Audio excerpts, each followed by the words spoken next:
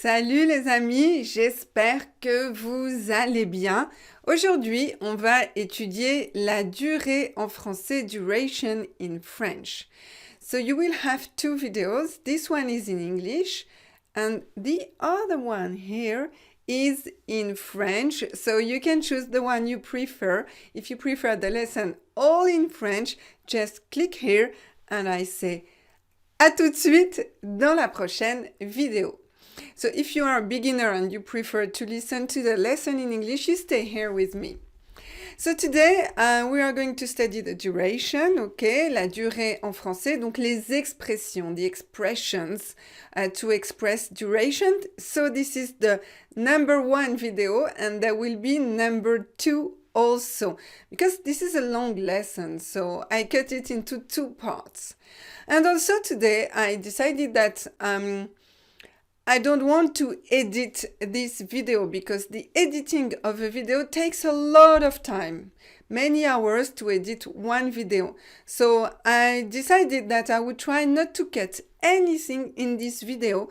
So if I make mistakes, if I hesitate, well, I want to keep it in this video. So this will be maybe a little bit different from usual.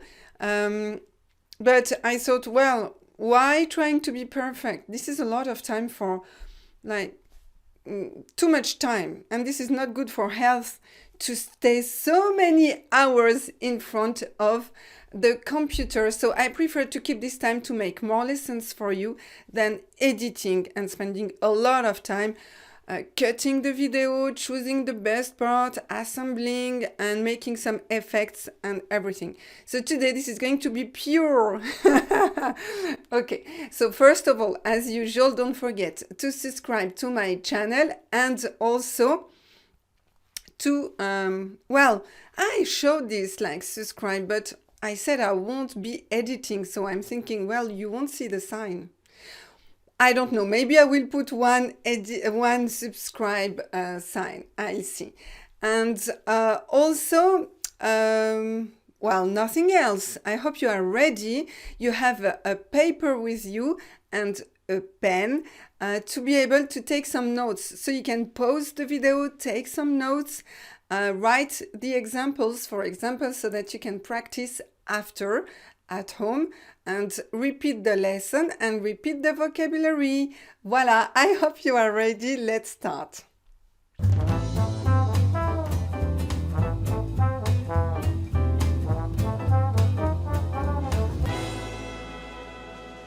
Okay, so I decided I would put a little jingle before to keep the nice habits we have.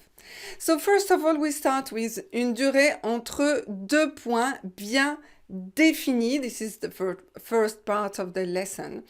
So how to express a duration between two definite points. Donc là, vous avez un exemple, you have an example. Il a travaillé à Londres de 1983 à 1990. This is the French way to say that, but in Switzerland we say de 1983 à 1990. I think it's nice to compare the different ways to speak French. So, you see that in English we have from and to. From 1983 to 1990. And in French we have de à. So, remember that, write it on your paper, de 1983 à 1990, and the prepositions in French are a bit difficult.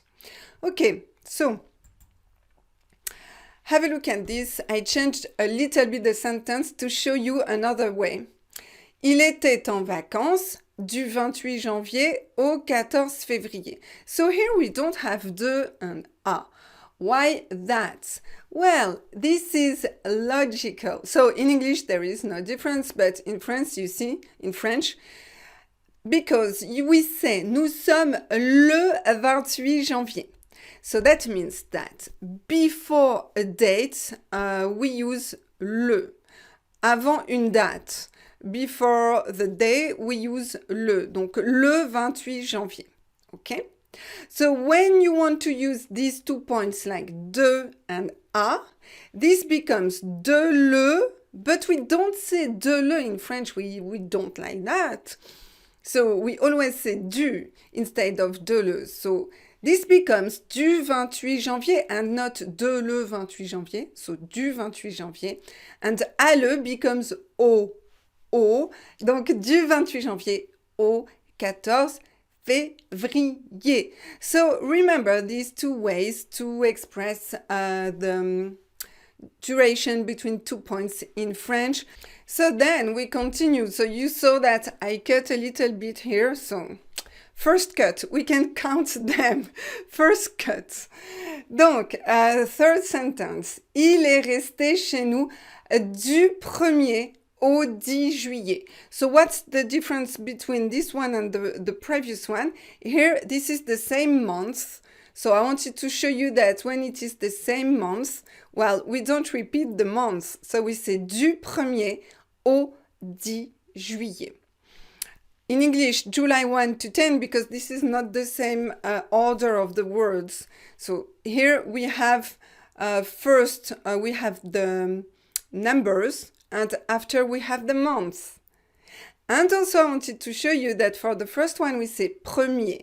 Le premier, so this is the masculine, not the feminine première. Why that? Because I showed you that for a date, this is masculine, because we say le 28, le 3, le premier. Okay, so now you know everything about this duration between 2 points. Okay, so we can start the next chapter. So now we have une période dans le passé, le présent ou le futur. This is very general. Yeah, but this is very important for you to remember that, especially if you are an English speaker, because usually here you make a mistake and I'm going to explain you why. Donc, elle a travaillé à Berlin pendant 7 ans. So you can have a look at the translation here. Donc, first of all, you can see that this is an example in the past. So this is a duration, une période dans le passé. In English you have for, but in French we have pendant. Okay? So the mistake I can hear all the time is that instead of pendant you use pour, because the translation of for is pour in French, but not for the duration. For the duration, it's better for you to translate for with pendant, okay?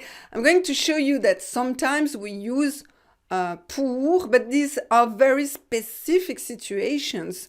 So most of the time, remember that for is pendant, for the duration. So this is an example. In the past, elle a travaillé à Berlin pendant 7 ans, but in the present, it's the same. Elle travaille à Berlin pendant 3 jours. Ensuite, elle repart en Italie. Ensuite, elle repart en Italie. You know the verb partir, and this is the verb repartir. To go back, to go there. We could say to go there again. Elle part en Italie, she goes to Italia. And elle repart en Italie, she goes to Italia again. So twice. She goes back there. Ok, d'accord. Alors, présent et ensuite le futur. So here I chose the futur proche, but this is okay for any future, and you can use the futur simple also. Donc, elle va assister à cette conférence pendant 2 heures. Elle va assister. So, you can see that the translation is a bit different. Assister is to participate in. It is not to assist someone. No, it's to participate in something. So here we can say that she's going to go to this conference. Voilà. Pendant 2 heures. So again, pendant. So you see pendant. English for French. Pendant. Write this in your notebook. Okay, and voila. Of course, I wanted to show you pendant que. So what's the difference between pendant and pendant que according to you? Tic-tac, tic-tac. Well, when we have que in French That means that after we have a whole sentence, so you see a new subject and a new verb. So we use que to connect the two sentences together. So if you want to compare with just before, you see that here there is no sentence after. This is just a word like 2 heures. So this is a noun. So heure is a noun. So this is not a whole new sentence that is connected. So we don't need que. Voilà. And then we need que because we have the first subject, elle, the second subject, je. Donc, pendant que je serai en réunion, she's going to attend this conference while I'm in a meeting. So remember, pendant que, while, at the same time, pendant que. Okay, so I wrote here, que plus phrase. So, que plus sentence. Phrase means a sentence in French. Voilà, let's continue. Donc, third, un projet. So, you're going to like this one because you have your pour that you love so much. So, pour is only used for a project. So, when you anticipate something, when you think that an action is going to last this amount of time, so this is a project. And this is only in this situation that you use pour, so this is very rare actually. And so I'm going to show you an example. Elle veut partir à l'étranger pour 2 ans. She wants to go abroad for 2 years. So you can remember à l'étranger with the preposition à. This is an interesting word to know, à l'étranger. Ok, donc elle veut partir. She wants to. This is a project. This is what she wants. We're not sure that it's going to be 2 years. We're not sure about that, but this is a project, so we use pour. Okay, another example with this. So I insist. Projet is in French we say un projet. Donc, I wanted to show you here that we can use this even if we have the present. In the future, it's pretty obvious. It's a project in the future. Okay. But in the present also, have a look at this. Elle est à l'étranger pour 2 ans. So she is abroad for 2 years. So at the moment she's abroad, she wants to stay there. We don't know in which country, but she wants to stay there for 2 years. So we use pour because this is what she wants, but who knows what's going to happen? Okay, so then, you say, but in the past, it's not possible to make project in the past. Yes, it is. It is because, have a look at this. Elle était partie pour 1 an, mais elle n'est restée qu'1 mois, finalement. Elle était partie, donc this is the imparfait, this is the past. She was gone for a year, donc she had planned to stay 1 year. Mais elle n'est restée qu'1 mois finalement, but she only stayed for a month after all. So she had a project to stay for 1 year, but this project did not succeed. Okay? So voilà, so it's possible to use pour in the present, in the future, and also in the past, even if it's a project, but only if it's a project. And voilà, I'm going to show you more details. This is a strategy, okay? I like strategies because I know that sometimes you struggle. When you speak, you have to think very fast, and sometimes you say, oh, you don't have time to think about that. Like, am I talking about a project or not? Or, you have to find the right word very quickly. So, if you hesitate, quand vous hésitez, when you hesitate, quand vous hésitez, utilisez pendant, use pendant, okay? If your brain doesn't know what to choose, choose pendant because statistically speaking, first of all, statistically speaking, pendant is much more used than pour, so statistics. And also, even if you use pendant instead of pour, most of the time the sentence is correct. we lose a little bit the idea of the project, but the sentence still is correct. So I think I've prepared some examples for you. Yes, here, for example, I took the same sentence, but just to show you, elle veut partir à l'étranger. Pour 2 ans, elle veut partir à l'étranger pendant 2 ans. So in English, maybe to show you the slight difference, that would be the first one, she wants to go abroad for 2 years, or she wants to go abroad during 2 years. You see? So both are good. So in French, well, if you hesitate, use pendant. Another one, elle est à l'étranger pendant 2 ans. She's abroad during 2 years, for 2 years. This is good. So use pendant. So after, I'm going to show you the only situation where you have to use pour and you cannot use pendant. It's this one. It's the one that was in the past, if you remember. Elle était partie pour 1 an, mais elle n'est restée qu'1 mois finalement. If we use pendant, elle était partie pendant 1 an, mais elle n'est restée qu'1 mois finalement. This is not possible because here you are saying that she was gone during 1 year, but she stayed 1 month. No, this doesn't work because she cannot be abroad for 1 year and at the same time for 1 month. So I don't know if you get it here. This is very specific in the past. If you want to say that she had a project and this project failed, as we are insisting on the failure of the project, you have to keep the idea that it was only a project. So if you want to keep the idea of project in this specific sentence, because here it's very important to understand that the project failed, you have to keep pour, okay? Well, this is very rare, so you see that statistically speaking, you can use pendant, I would say 95% of the time and even more. So voilà. So please now stop saying pour all the time, because this is not French.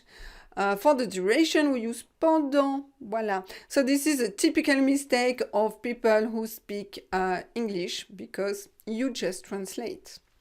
Okay, so now let's forget about this problem and let's learn something else. Donc, faut la durée nécessaire pour faire quelque chose, so the necessary duration to make something. Donc, for example, elle a préparé son diplôme en 3 ans. She graduated in 3 years. Voilà. So literally, she prepared her diploma in 3 years. I'm not sure it's very nice to translate literally in English. I think this is better, but you understand what's written anyway. So in French, we say that. Elle a préparé son diplôme en 3 ans. So here we have en, and I'm sure that you don't know this use of en because you use en all the time, but not in this kind of situation because this is not so frequent. This is not so frequent. The most frequent is pendant, okay? But here the situation is that this is the duration that is necessary. This is not a project, no. This is something that is necessary. Donc, elle a préparé son diplôme en 3 ans. She couldn't prepare it in 2 years and she couldn't prepare it in 4 years, like she had to prepare it in 3 years. Voilà, donc en 3 ans.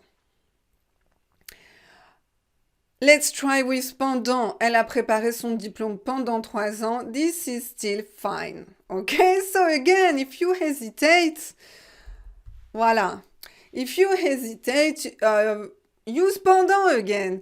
We lose a little bit the idea of necessity. Okay, but this is still very good to use pendant. This is not a mistake. Voilà. But here for you, maybe it's easier to remember because en and in are closer, more similar. So that might be easier for you to remember en in this kind of situation because this is closer to the English. Alors, on continue. Ouais, alors, this is the translation of the second sentence. She's been working on her degree for 3 years, or she graduated in 3 years.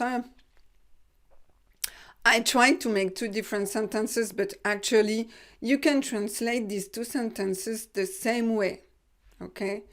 We are not here to be translators. We are here to understand how the language works, okay? Alors, then, another example, same. Elle a fait son exercice en 2 minutes. She did her exercises in 2 minutes. So be careful when we talk about exercise here. Exercice. Exercice. You see here we have a C and here you have a S. Exercice. This is an exercise like a French exercise or a math exercise. This is not sport. Ok. Donc, elle a fait son exercice en 2 minutes. Elle a fait son exercice pendant 2 minutes. Translation. She did her exercises for 2 minutes. Here we understand a little bit more the difference between en and pendant in this sentence.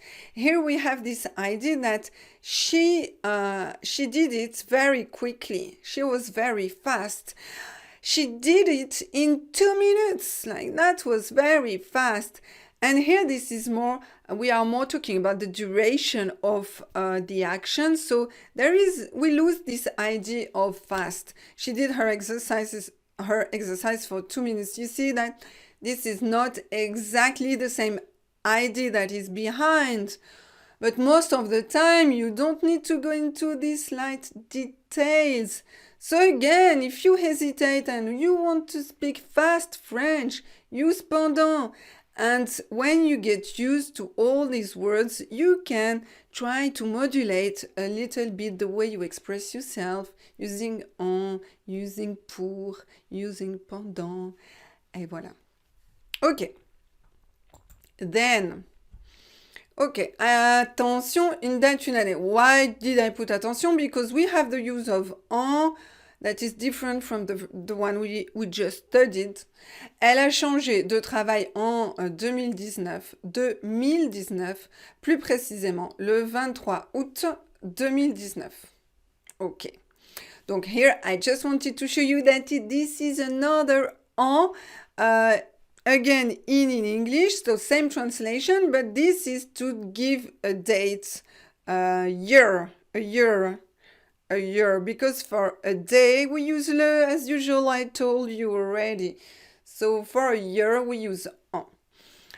What's interesting also to know is that in French we say 2019 and we never cut into two parts, like we never say 2019. Don't do that. Don't say 2019. No, you have to say 2019 in French, 2019. No choice, okay? So you need to know the thousands in French. This is easy. You put the number 2 and after you put 1000, 3000, 4000, 5000, 6000 and after 19. Okay. What else? Here, the pronunciation of these nice months. You always struggle to pronounce this one. Why that? Because you see a lot of letters and also a strange chapeau, a strange accent circonflexe. So all these are illusions. This is just, how do you say, when you are walking in the desert and you see, we say in French, mirage, des mirages, like an illusion. And this is like that, like this is not real. So the pronunciation is is much more simple. This is just août, août, août. So the A does not exist and the accent is a decoration. Août. So I know you struggle a little bit with ou. It's not u, it's ou. And if you struggle with this, you can find a lesson about the pronunciation of u and ou. If you go on the playlist pronunciation, you will find the lesson. Okay, voilà. And also what's interesting, and I know you struggle with it, and I struggle with it in English. So now I'm going to remember. okay? It's like the position of words in a date, it's very different in French and English, because you start in English with the month, August, after you put the number, and after you put the number of the year. So I was always wondering, but how do you separate them? That this is very strange. So now I understand. You put a comma. Yeah. I think it's for that. It's to separate the two numbers because, yeah, these are a lot of numbers together. So in French, we don't have this problem. So this is a way for you to remember that in French, we don't have this problem because we have the months that separates the day and the year. Cool. Something easier in French than in English. Whoa, that is so rare. Okay, so let's continue.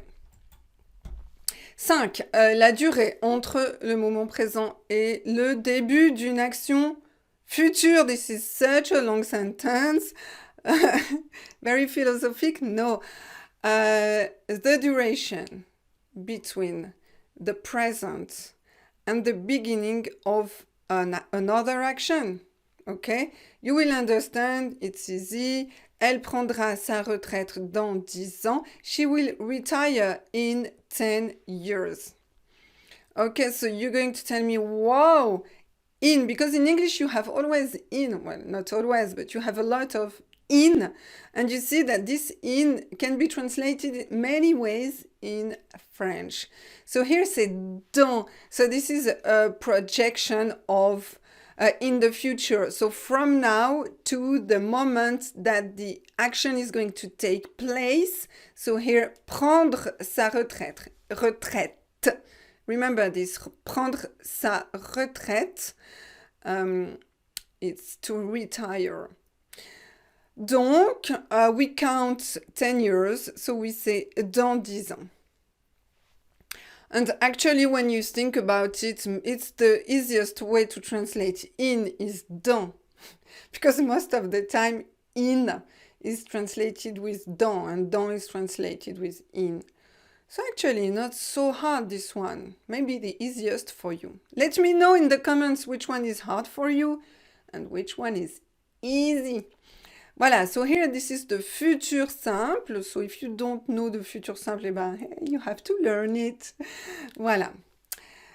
Let's continue. No, we don't continue because I'm going to continue in the following lesson because I don't want you to have too many things to remember at the same time. So for today, you remember the à, du au, pendant, pour, en, dans.